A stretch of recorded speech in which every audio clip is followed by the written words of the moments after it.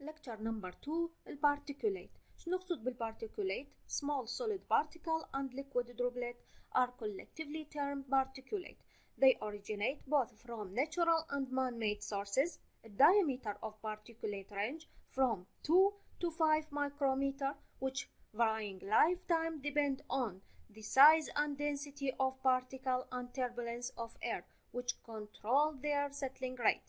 البارتيكوليت include تتضمن البارتيكوليت أنواع الملوثات، تتضمن الهيماتايت، أكسيد الكالسيوم، بروميد الرصاص، والفلاي آش الرماد، والأريزول، الهباء الجوي، والسوت، السخام، وإلى آخره من أنواع الملوثات.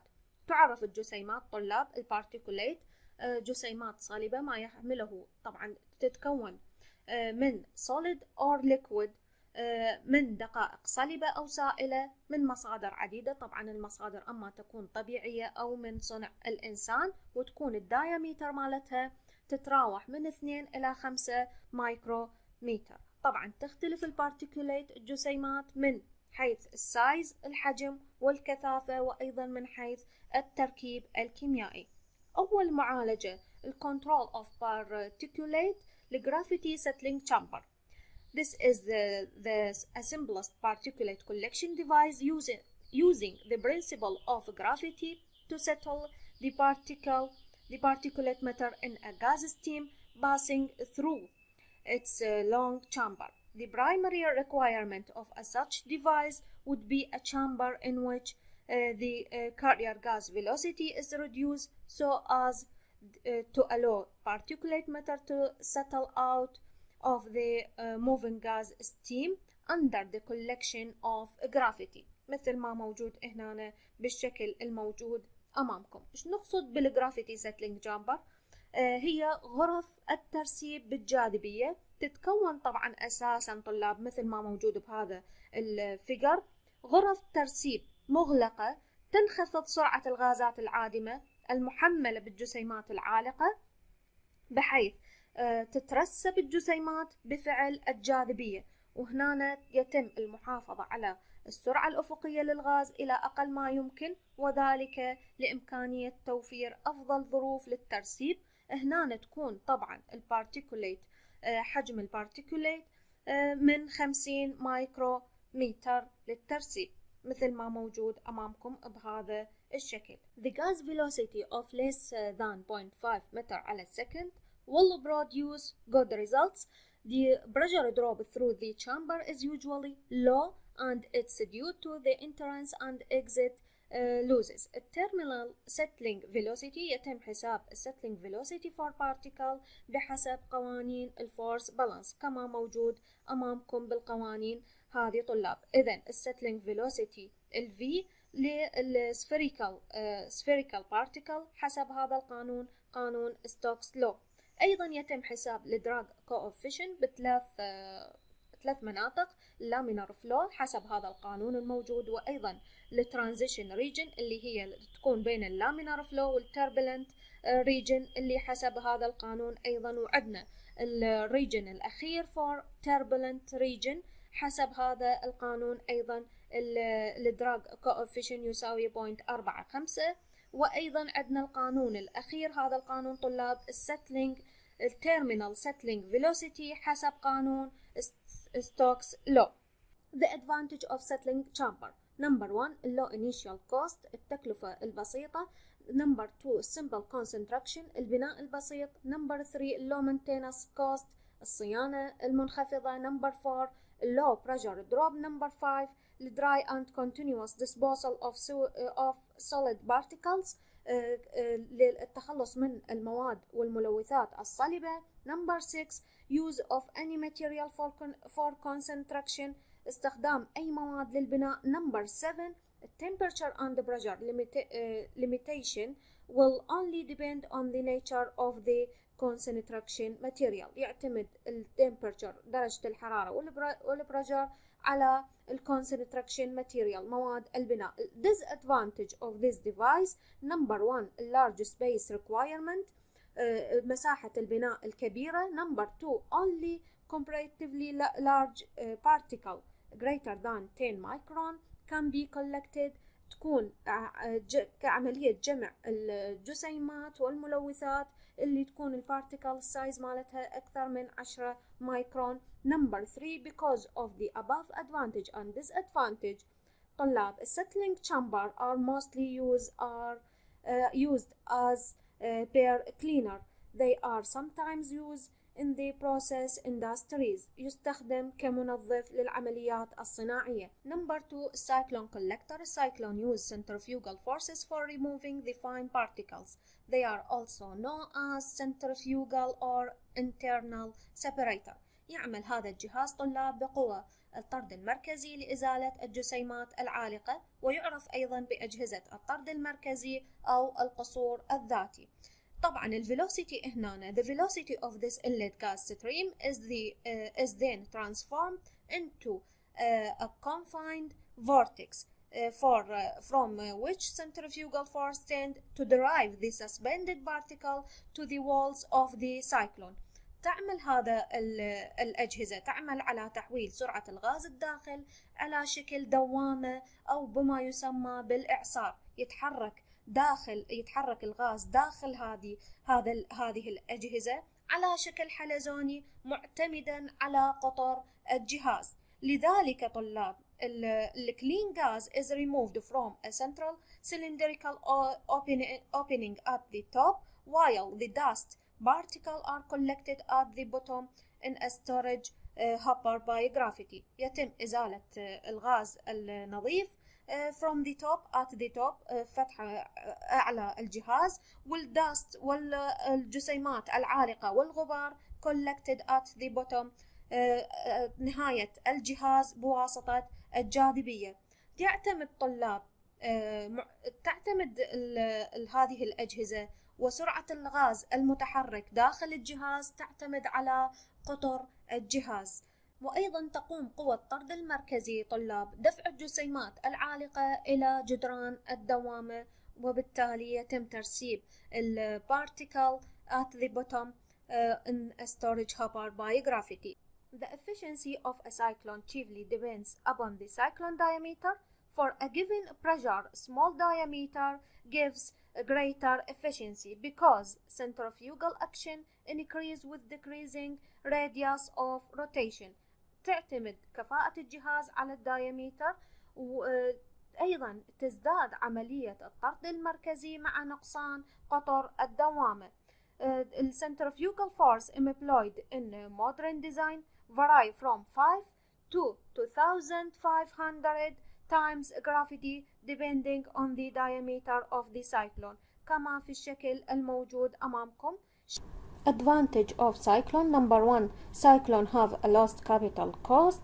Number 2, reasonable high efficiency for specially designed cyclone. Number 3, they can be used under almost any operating condition. Number 4, cyclone can be constructed of a wide variety of material. Number 5, they are no moving part, so there are no maintenance requirement. أي من مميزات الجهاز كفاءة عالية يمكن استخدامه تحت أي ظروف تشغيلية، لا توجد أجزاء متحركة بالجهاز، لذلك لا يوجد متطلبات للصيانة. Disadvantage of cyclone. Number 1, they can be used for small particle. High pressure drops contribute to increased cost of operating. يستخدم طبعا للبارتيكل ذات الجسيمات الصغيرة، وأيضا الهاي بريشر دروب الهاي بريشر يزيد من عملية أو تكلفة الأوبريتنج، من تكلفة التشغيل. In order to estimate the fractional efficiency curve can be used the equation below لحساب الefficiency للجهاز. Number 3, الفابريك filter. The dirty gases are passed through woven or felted fabric so as to retain the particle and allowing a clean gas to pass out. The filter system are consisted of several thin, long bags hanging in an enclosure called a bag house. هذه الباج هاوس الموجودة أمامكم كما في الشكل هذا الفابريك filter طلاب. The air in a bag house flow through the open end of the bags and pass out from their side to be finally released out of the filter system as a clean effluent. يستخدم هذا الطلاب المرشح يسمى المرشحات المصنوعة من الأنسجة. طبعا يستخدم هذا النوع بشكل كبير في عمليات الترسيب والفصل الكهروستاتيكي. طبعا هذه المرشحات تكون على شكل several thin، على شكل طبقات ثخينة وطويلة موجودة معلقة داخل هذا الشكل الموجود أمامكم أو ما يسمى بالباغ هاوس. أيضا طلاب تكون مصنوعة هذه الطبقات السميكة مصنوعة أما من القطن أو من النايلون أو الإسبستوس أو أكو أنواع مكونة من السيليكون المغطى بالصوف الزجاجي. طبعا هو أقوى نوع يستخدم لترسيب المواد العالقة اللي تكون مختلفة بشكل أشكالها وأحجامها. يتدفق الغاز خلال هذه المرشحات طلاب.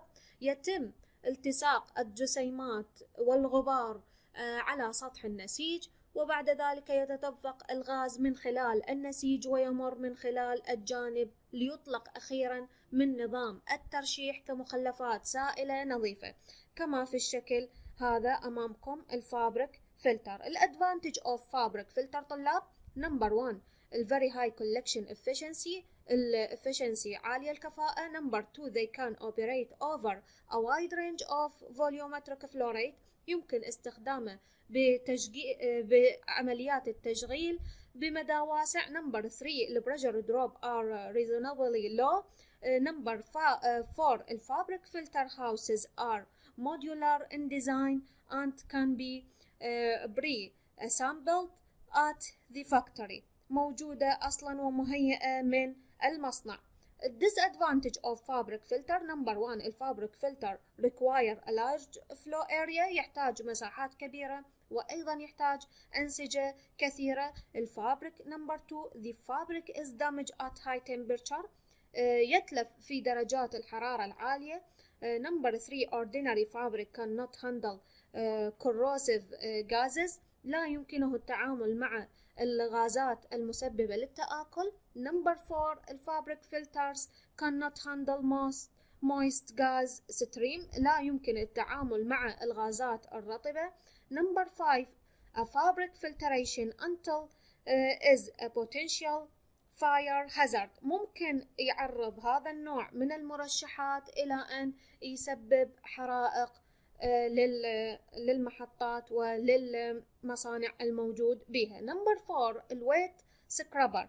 الويت سكرابر is one of the particulate control equipment in which water is used to capture particulate dust.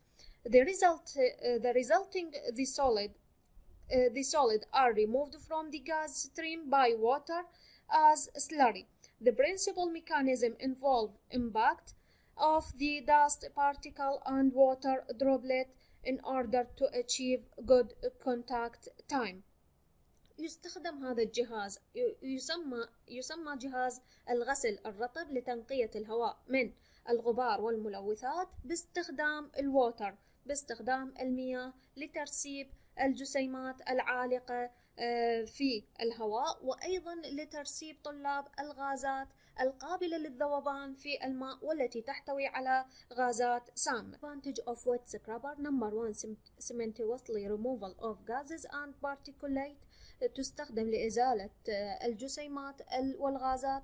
number 2 can effectively remove fine particle both liquid and solid range from 0.1 to 0 micrometer from gas stream، يستخدم لإزالة الجسيمات الدقيقة سواء السائلة أو الصلبة اللي تكون أقل من 0.1 to micrometer. number 3 equipment occupied only a moderate amount of space compared to dry collector such as الباغ هاوس، لا تشغل مساحة كبيرة مقارنة مع بقية المرسبات. disadvantage of wet scrubber: number 1 high potential for corrosive problem، ممكن يسبب مشاكل من التآكل. number 2 effluent scrubbing liquid poses a water pollution problem، أيضا يعتبر من ملوثات المياه نتيجة لتدفق المياه الملوثة بالغازات السامة. Number 5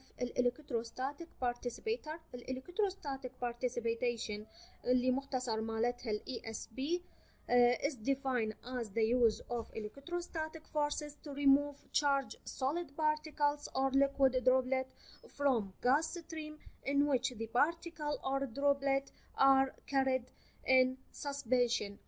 يعرف هذا النوع من المرسبات باستخدام القوى الكهروستاتيكية لإزالة الجسيمات الصلبة أو السائلة. كيف تتم هذه العملية؟ عند تمرير طلاب تيار من الهواء أو الغاز المحمل بالجسيمات الصلبة أو السائلة بين قطبين معزولين كهربائيا عن بعضهما البعض وبينهما فرق من الجهد الكهربائي. ايش راح تسوي هذه الجسيمات العالقة؟ الجسيمات العالقة سواء كانت غبار، دخان، ضباب، تترسب على القطب ذو الجهد الأقل. تستخدم هذه، وين تستخدم هذه الأجهزة؟ في محطات التوليد الكهرباء، مصانع الورق وغيرها. Advantage of electrostatic. Number 1 high removal efficiency. Number 2 handling of large gas volume with low pressure. Number 3 collection of either dry powder material or wet fume.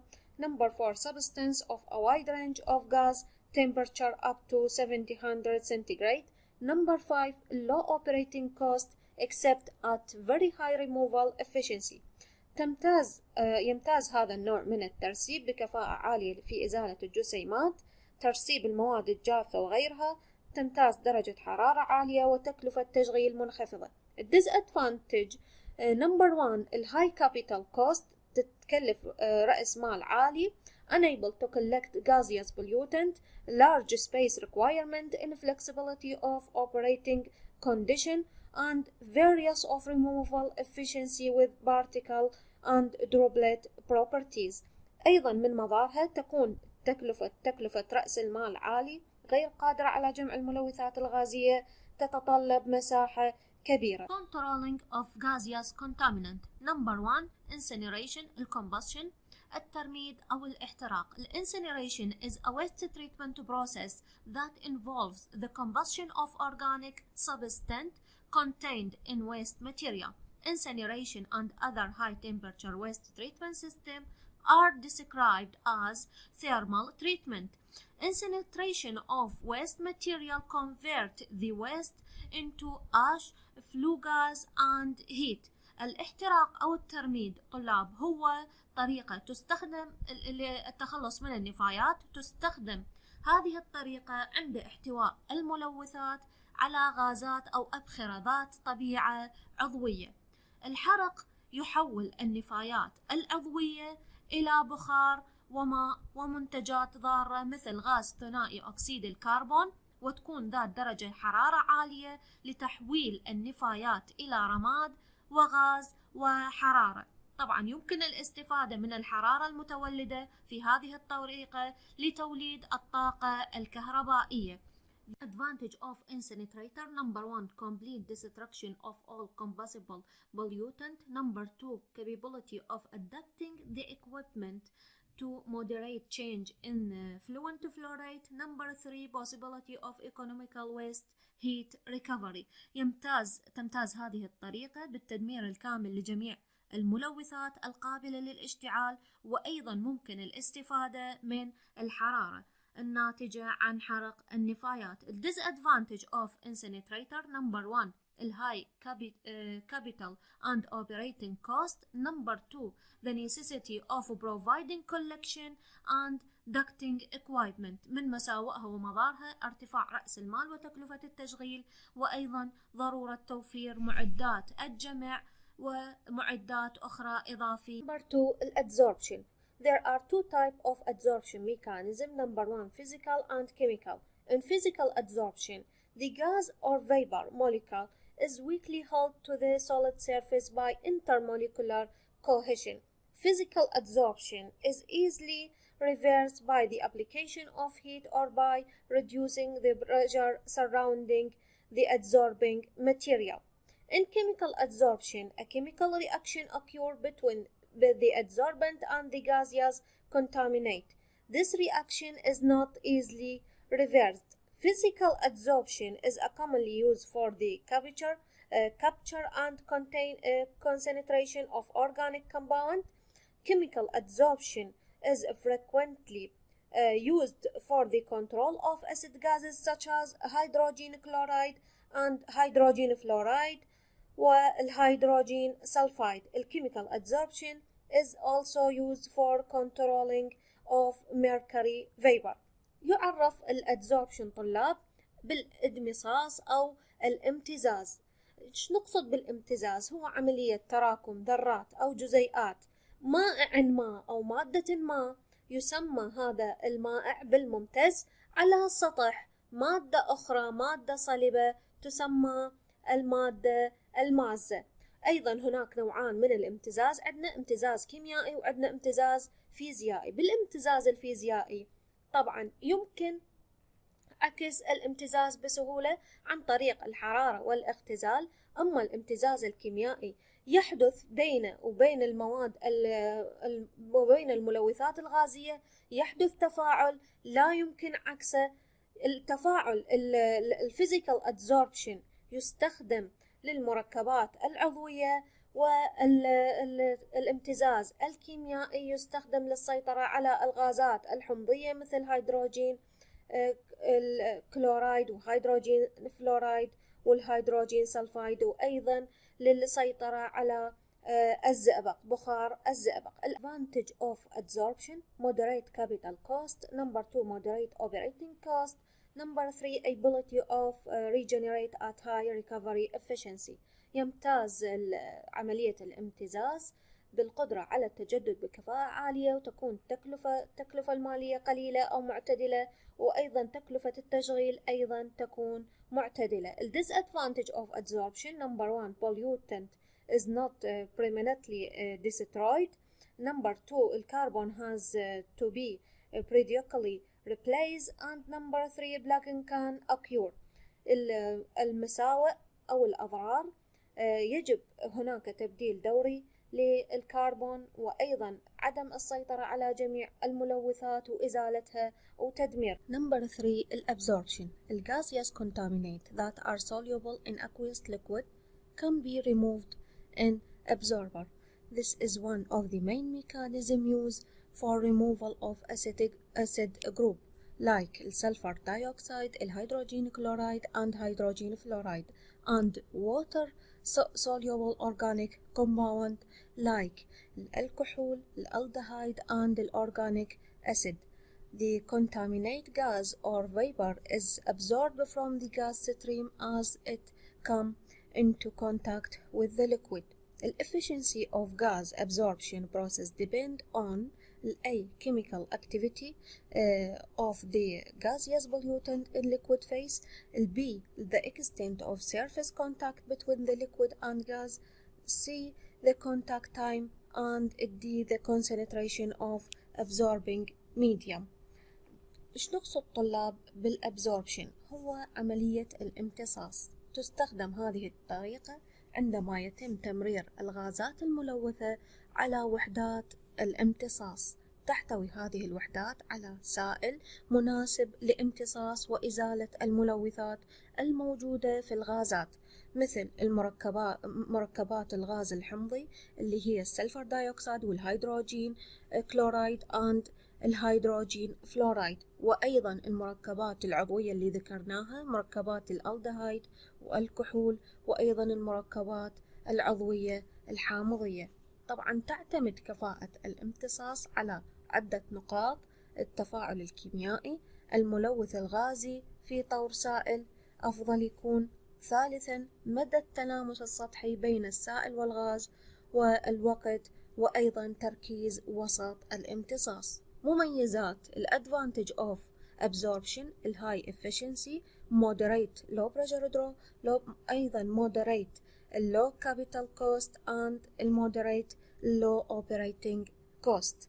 كفاءة الامتصاص كفاءة عالية، انخفاض الضغط، وأيضا تكون تكلفة الإنشاء منخفضة، وتكلفة التشغيل أيضا تكون منخفضة. الادفانتج of absorption طلاب أيضا متكونة من number 1 contaminated liquid some operating problem 3 distribution problem. أيضا هناك مساوئ سوائل تكون تنتج سوائل ملوثة وبذلك يعني تلوث المياه، وأيضا هناك بعض مشاكل التشغيل وبعض مشاكل التوزيع.